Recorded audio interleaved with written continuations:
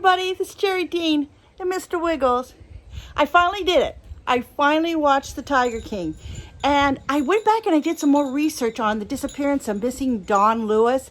And I found out some really interesting information that I'm sure is going to be coming up in that documentary in a few minutes. So I will want to share that with you in just a sec. All right? See ya. Say hi. I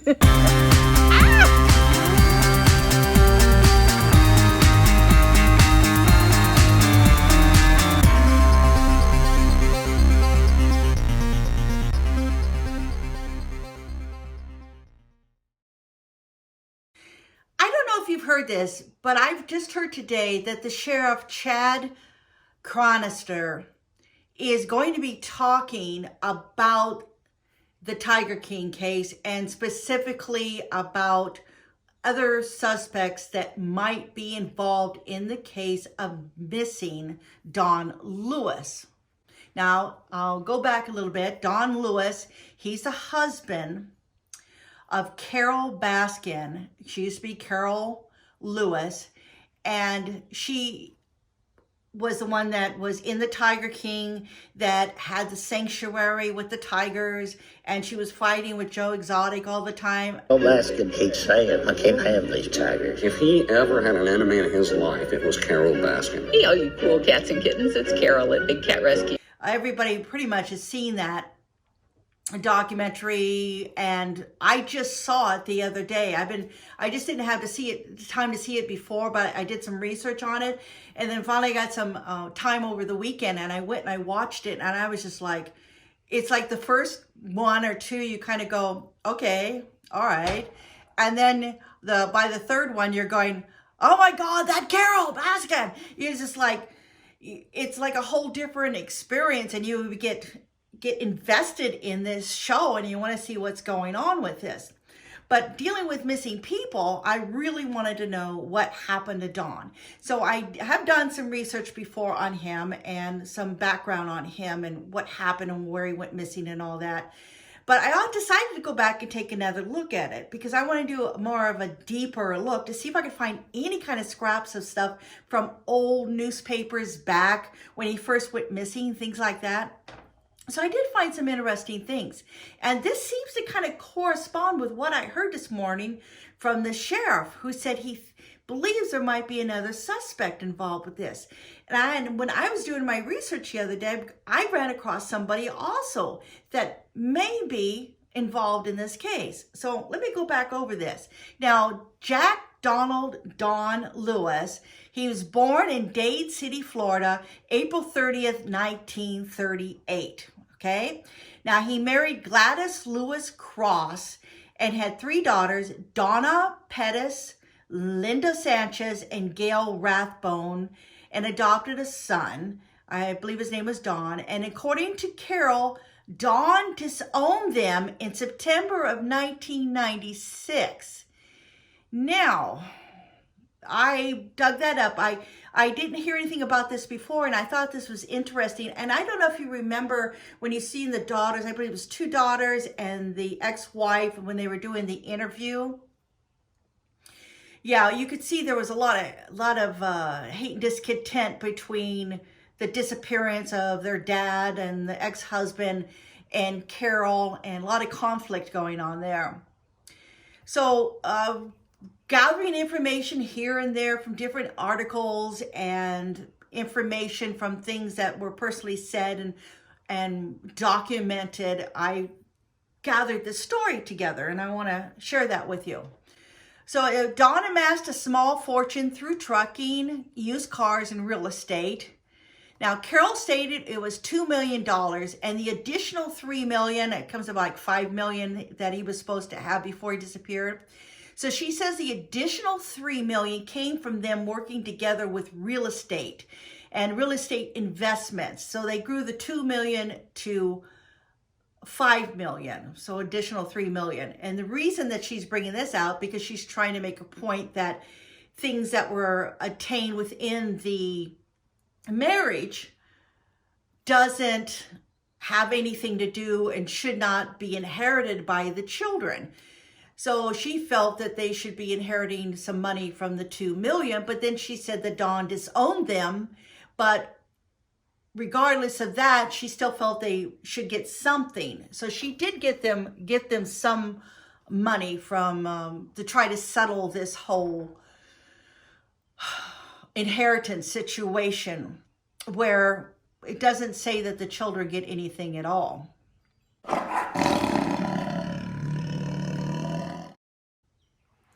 Now, in 1981, during his marriage to Gladys, Don met Carol, and she was Carol Murdoch at that time, and walking down the street in Tampa. And she said she had had an argument, by her own words, but she had an argument with her husband, Murdoch, at that time. And he drove by and saw her. And you saw it depicted in the movie where she said she held a gun on him. And she got in the car and held a gun on him. And then they ended up spending the night together afterwards. But there's some speculation that Carol was not really walking away from arguing, but that she was actually homeless and was walking the streets on Nebraska Avenue, because that is what goes on Nebraska Avenue.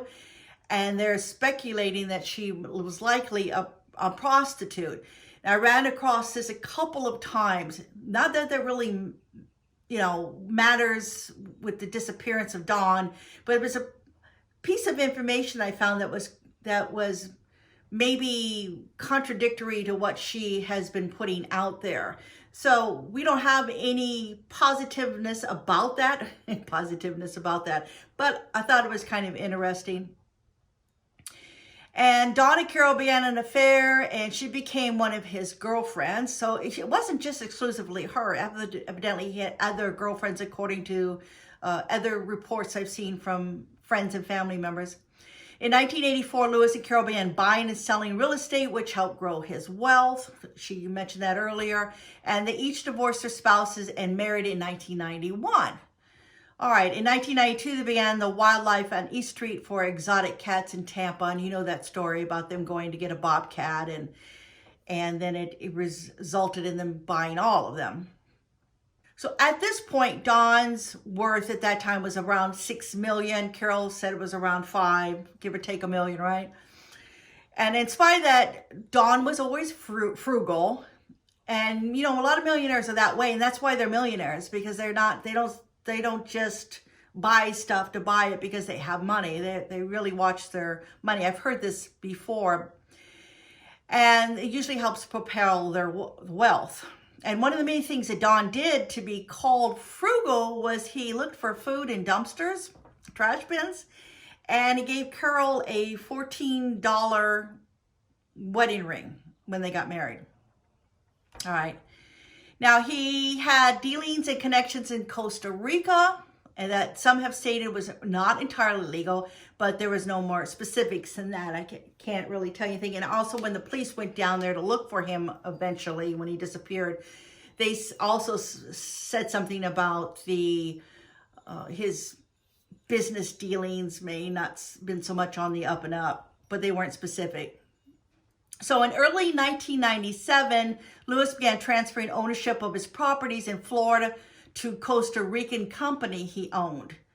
All right. Now, I ran across that statement, but I also heard that his administrative assistant also had her names on some documents also under her maiden name. And this was Carol stating this. So you have something that says transferring his ownership of his properties, but was he doing it, or was someone else doing it? I'm not clear on that. And then, according to Carol, Don was a sex addict and often went to Costa Rica to have affairs. And Lewis often told family and friends that he was eventually going to move to Costa Rica. All right. Now, we're up to 1997, the restraining order. Remember that? All right, so he did a restraining order against Carol, but the judge rejected his request, and the whole thing was dropped. what we do know is that Don went back to living in the same house he was in before he did the restraining order. And I kind of wondered if maybe he did go back thinking that he could get his affairs in order and sneak out in the middle of the night, right? Maybe that was what his plan was. Carol stated she threatened Don that she was going to report him to the IRS. Now that could have been another reason that he decided to go back. He wanted to calm her down, and he figures, I'll go back, do the best I can, get my affairs in orders, like I said before, and then when she least expects it, I'll just disappear and she won't be able to ever find me again. I'll just cut and run, right? And we don't know. This could be something he's done, but no one really believes that. Most people, social media, everybody is feeling that Carol had something to do with his disappearance. All right.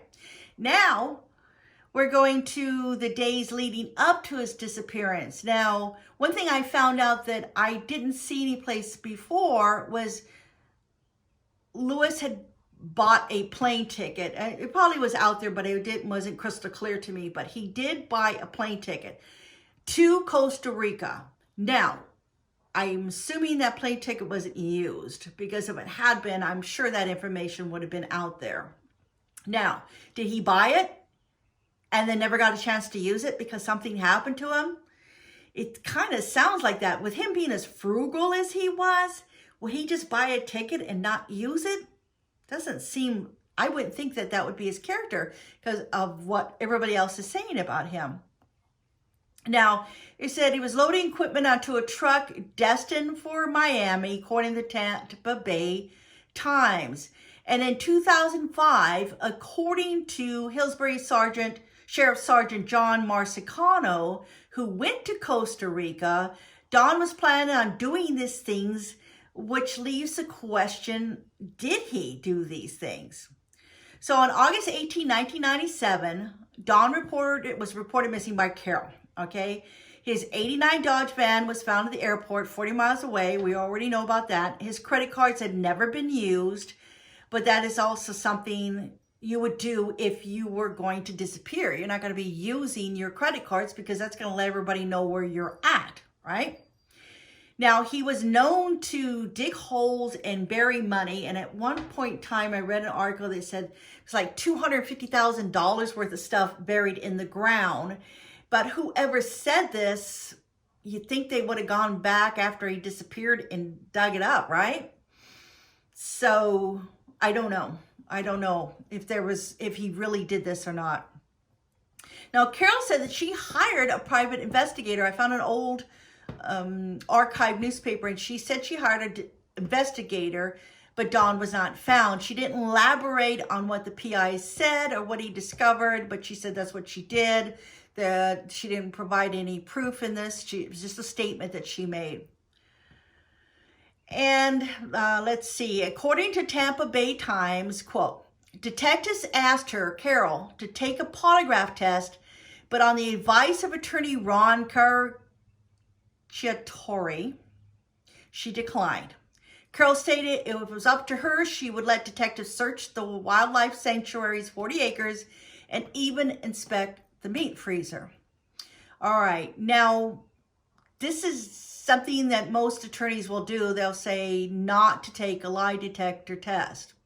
It's usually up to the person themselves to say, okay, I will do it. On a lot of missing cases, especially with children, parents will take a lie detector test almost right away because they're trying to eliminate themselves from it. There are some parents that won't take it because they get really scared because they're afraid that it won't be accurate and it will show that they were guilty. Now, I've seen both of this kind of stuff happen before, so their fears are there. But it has to do a lot with who's giving the test. If you get somebody who's very experienced and know what they're doing, you're going to get a pretty accurate test back. I actually did an article on it a few years back about what does a polygraph mean and what's it mean when you fail it and things like that. And I'll put that link up there if you want to take a look at that article. And I've always used that as a guideline whenever I hear about somebody taking a polygraph test because it seems to hold true even to today. And what it boils down to is who's giving the test. There are specific questions that need to be asked that will help them decide if the person is lying or not. But Carol decided not to do it. She says her attorney said not to do it, and we'll just have to figure that she's telling us the truth. So, although Carol denies that the guinea cats were bred after 1997, News 10 did a investigative report, and it showed documents of big cat rescue that up to 10 years ago, cats were either bought by or born at the Big Cat Rescue.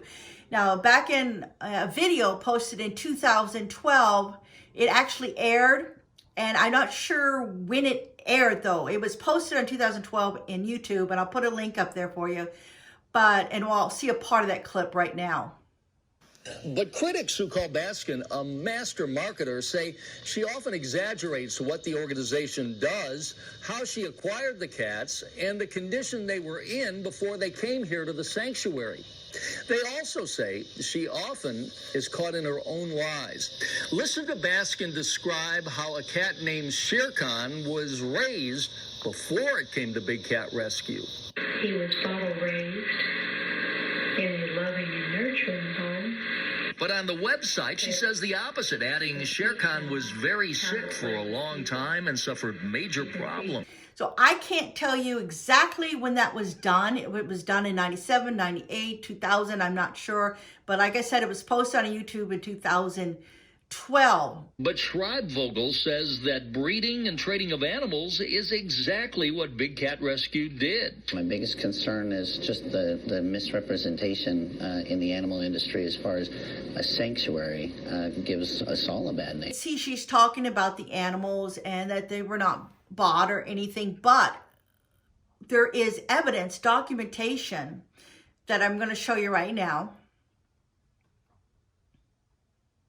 And that's just one page of many pages. And it started off where she was buying animals and selling animals. And then later it was just adopted. It looks like they just completely decided not to use buy or sell anymore. But these documents are out there on Google. Anybody can find them.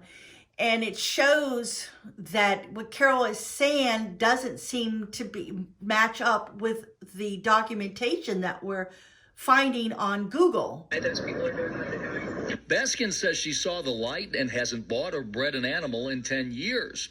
And while Big Cat Rescue says it's transparent, it refuses to be evaluated by the Better Business Bureau's standard for charity accountability. This causes me concern because you got somebody who is telling you one thing and then you're finding out information that doesn't match what they're saying. Then you find it really hard to believe anything that they're saying, right? Then I ran across this very interesting email. It comes from the wife of Kenny Farr. Now, I didn't know who Kenny Farr was at that time, and I did some more research and found out that Kenny Farr was actually the right-hand man of Don Lewis, right? And Carol really liked Kenny Farr. And so I found this email, and let me read it to you. And then I found some information that Carol said. All right, so here we go. Kenny Farr's wife says, I was married to Kenny Farr, who worked for Don Lewis. I can 100% confirm that on August 17th, 1997, Kenny came home that Sunday night in Don's van with all of Don's guns that Carol had given to him, about 50 or more.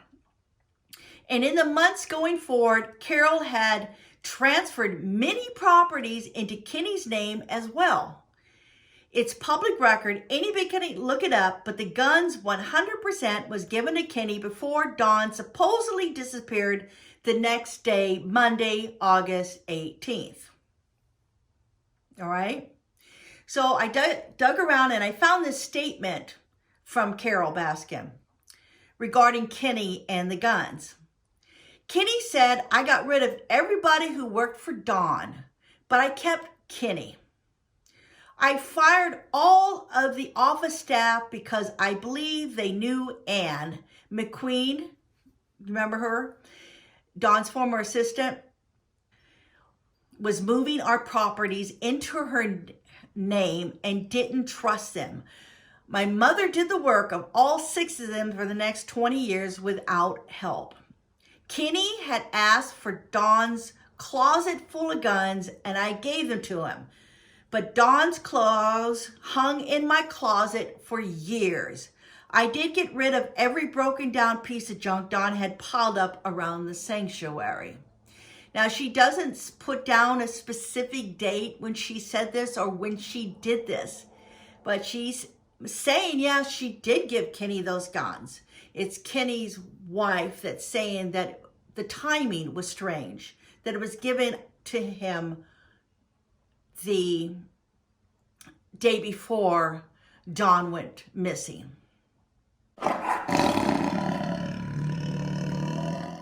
So now this leads us to the information that evidently the sheriff is going to be saying in a couple weeks about the case and any suspects. I don't want to allude to the fact or insinuate that she's our person of interest and this is who we're focusing on. I'm not comfortable saying that yet. So I read from Sheriff Chad Chronister. He did an interview with TMZ, and this is what he said. Listen, there's normally not one person that commits a homicide.